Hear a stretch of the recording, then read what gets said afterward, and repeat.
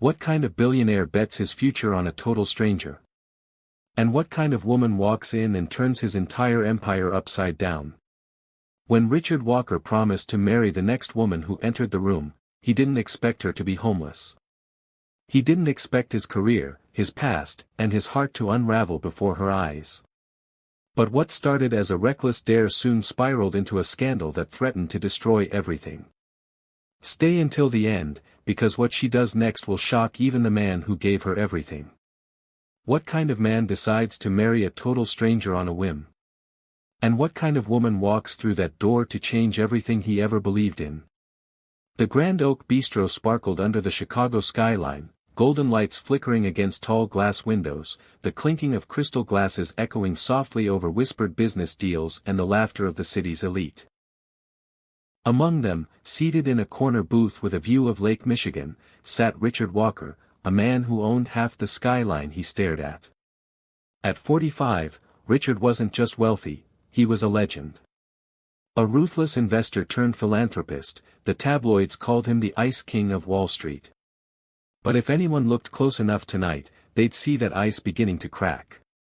He swirled a glass of Bordeaux slowly, watching the dark liquid swirl like thoughts in his mind. "You've got that look again," said Daniel Hayes, his longtime attorney and only real friend. "Trouble at the firm?" Richard sighed. "The business is fine. The legacy isn't." Daniel raised an eyebrow. "Still hung up on the heir thing?" Richard's jaw tightened. "You know how I was raised. My father passed the company to me, his father to him. But me? I have no one." "You have Emily," Daniel reminded gently. "Your daughter is brilliant, Richard. She could."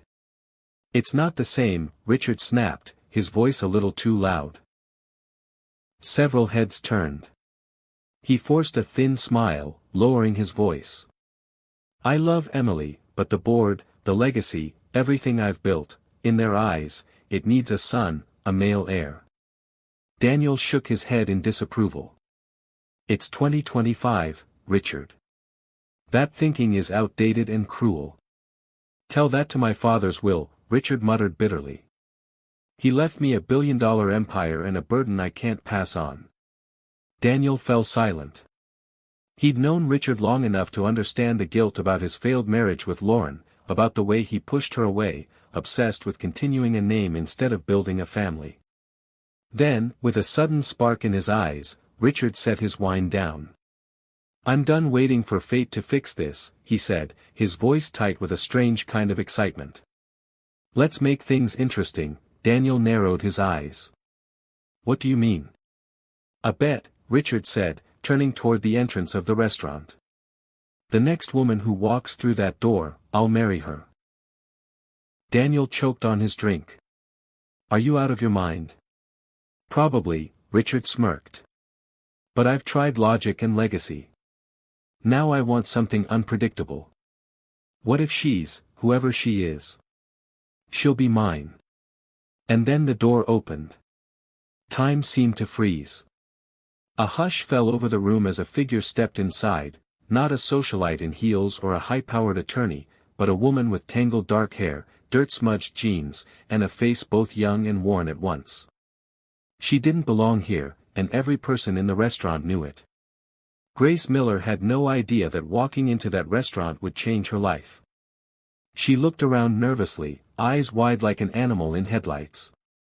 Her hands clutched the straps of a torn backpack. Murmurs rose. A waitress began to move toward her, so did security. But before anyone could reach her, Richard stood. "Wait," he said, his voice echoing across the hushed dining room. All eyes turned to him. "I invited her." Even Daniel's mouth fell open. Richard walked straight to Grace, ignoring the gasps, the whispers.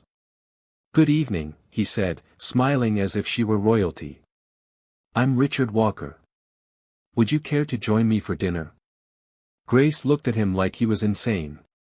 Her eyes flicked to the security guards, then back to the man in the $1,000 suit with the outstretched hand. Her voice was cautious, husky from the cold. My name is Grace. Grace, Richard said, as if tasting the word. A beautiful name. She hesitated, then placed her calloused hand in his. Behind them, Daniel stared in stunned silence. "What the hell are you doing?" he muttered under his breath. Across the city, in a modest apartment in Lakeview, Lauren Walker sipped her coffee and read the headline on her phone: "Billionaire Richard Walker causes scene with homeless woman at Grand Oak Bistro." She blinked. "Oh God, what did you do now, Richard?" Back at Richard's penthouse, Grace sat stiffly on a leather sofa, staring at walls covered in priceless art. "Why am I here?" she asked. "What do you want from me?" Richard sat across from her, his eyes sincere. "You. I want to marry you." She stood up so fast she nearly knocked over her coffee. "What kind of twisted game is this? I'm not some joke you play to feel better about yourself." "It's not a game," Richard said quickly. "I made a vow. And you walked through that door. You don't even know me." "Maybe I'd like to." Grace shook her head. "This is insane." But something in his voice, something in the way he said it, didn't sound like manipulation. It sounded like a man who was tired of pretending he had everything when inside he had nothing. Still, she wasn't ready to trust him. Not yet. Not when her entire life had taught her that nothing came without a price. Meanwhile, Lauren called someone she hadn't in months. "Daniel, it's me. What is going on?" "You're not going to believe this," he said grimly. "He's serious. He's really doing it." "Doing what?" "He's marrying her, Lauren. A woman he met last night." Lauren's breath caught. For a moment, the world tilted. She didn't know who this woman was, but whoever she was, she had just walked straight into a storm. Do you believe in love at first sight? Or is Richard just acting out of desperation? Grace Miller didn't sleep that night. She sat on the edge of the luxurious guest bed in Richard Walker's penthouse, staring out the massive floor-to-ceiling windows that overlooked the Chicago skyline. She didn't belong here. The sheets were too soft, the silence too deep. It was a far cry from the park bench she had curled up on just 48 hours ago. She kept replaying his words in her head: "I want to marry you." It wasn't just absurd, it was dangerous. In the early morning haze, she found herself in the kitchen, nursing a cup of coffee, when Richard entered, dressed casually in a dark sweater and jeans, a stark contrast from the sharp suit he'd worn the night before. His eyes lit up when he saw her. "Did you sleep?" Grace didn't answer. "Why are you really doing this?" Richard hesitated. "I meant what I said. I made a vow, and I intend to keep it." "A vow?" She set the mug down a little harder than necessary. "To who? Your ego, your legacy, or is this just some performance to fix the hole in your heart?" The word stung more than he expected. "Maybe all of it," he admitted quietly. "But something happened when I saw you walk through that door. It wasn't just about the vow anymore." Grace folded her arms. "You don't even know who I am. That's why I want us to spend time together first. No pressure. No wedding bells tomorrow. Just let me get to know you. Let's see if this crazy thing has a heartbeat." She stared at him for a long beat, her guard still up. But something flickered in her, curiosity, maybe even longing. "Fine," she said finally. "But I need my own place. Not this tower." Richard grinned. Done. What followed was the strangest week of her life. He moved her into a modest but fully furnished apartment near Millennium Park, comfortable, safe, nothing flashy. A wardrobe appeared, tailored to her tastes, and etiquette lessons were gently offered, not imposed. But Grace, despite the strange tenderness of it all, kept her distance. She spent her mornings walking, her afternoons reading in cafes, and her nights wondering how long it would be before the real motive revealed itself. Meanwhile, the headlines wouldn't die: "Billionaire walks the edge, new mystery woman in Walker's life," is Grace Miller the next Cinderella or the ultimate scam? Lauren Walker saw every one of them, and every time, something tightened in her chest. She hadn't seen Richard this animated in years, not even when their daughter Emily was born. And now he was chasing a woman he barely knew, ready to hand her the empire he once guarded with iron fists. She picked up the phone. "Daniel, I need to see her." Grace was sitting in a cafe when the woman appeared, dark blonde hair, sharp blazer, confident steps. Grace knew instantly this wasn't just anyone. "You're Lauren," she said before the woman even spoke. Lauren sat across from her. "And you're Grace, the woman my ex-husband met on a dare and decided to rewrite his future for." Grace raised an eyebrow. "You came to warn me." "No," Lauren said, surprising even herself. "I came to understand you, because if this is real, if you're serious, then you deserve to know what you're walking into." They sat there for an hour. Lauren didn't try to tear Richard down. She told stories of his ambition, his obsession with legacy, and the way that obsession destroyed everything good in his life, including her, including their marriage. Grace listened without interrupting. When Lauren stood to leave, she paused. "I don't hate you, Grace. I don't even blame you. But I need to know that you're not just a passing storm, because my daughter, she's watching." Grace's hands trembled as she lifted her cup again. Suddenly, this wasn't a bizarre fairy tale anymore. It was real. It had consequences. That same night, Grace knocked on Richard's office door.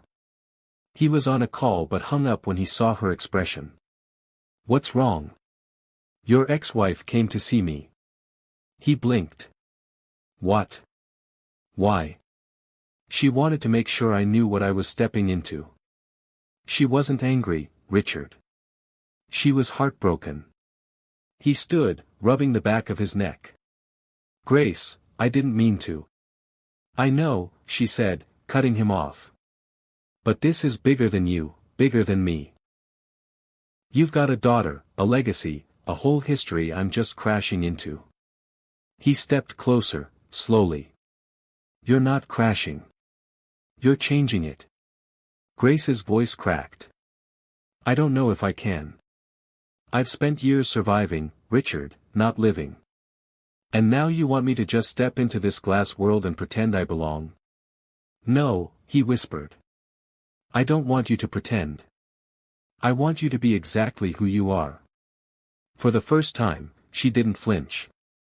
But outside the door, Lauren waited in silence, watching through the glass. And she wasn't the only one watching, because across the city, in a dark office, an old man sat down, a newspaper headline in front of him, with a bitter smile.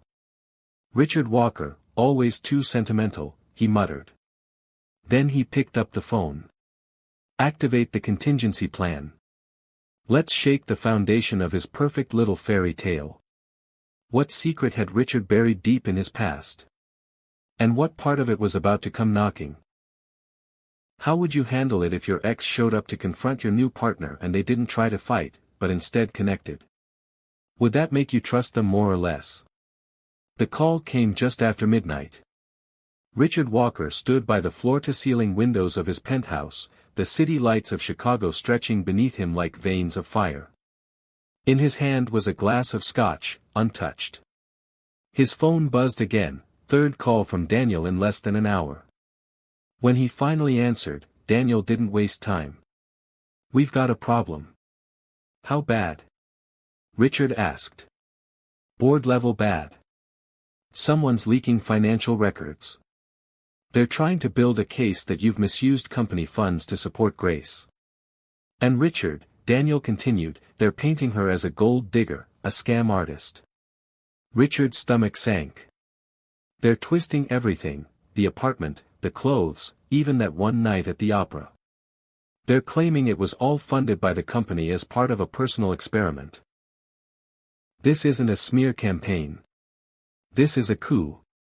Richard stared out at the skyline. He should have known this was coming.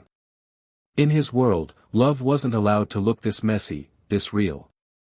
They're calling for an emergency board meeting tomorrow at noon, and they're demanding you step down.